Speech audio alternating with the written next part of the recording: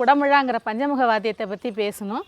இது எப்போ வந்ததுன்னு கேட்டிங்கன்னா சோழர்களுடைய காலத்தில் கொண்டு வர்றாங்க. ஏன் இதை கொண்டு வர குடமுழாவில் என்ன ஒரு சிறப்புன்னு கேட்டிங்கன்னா 5 முகமும் ஈசனுடைய 5 முகம். ஈசானம், தத்புருஷம், அகோரம், வாமதேவம், சத்யோஜாதம். அதை பேஸ் பண்ணியிருக்கிறது அந்த 5 முகங்களும். இந்த 5 முகத்துலேயும் என்னென்னு கேட்டிங்கன்னா இன்னும் மற்ற வாத்தியங்களுக்கு கட்டுறது மாதிரி கிடையாது. மான் தோலால் கட்டுவோம்.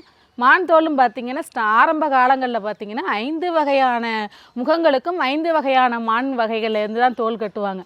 காலப்போக்கில் அது என்ன ஆயிடுச்சுன்னு கேட்டிங்கன்னா அந்த மாதிரி 5 வகையான மான்கள் தோல் கிடைக்கிறது இந்த காலத்து சிக்கலாக இருக்கும் பொழுது ஒரு வகை மான் தான் தோலை கட்டுறோம். அது என்னன்னு கேட்டிங்கன்னா ஒவ்வொரு முகத்துக்கும் ஒரு வகையாக இருக்கும்.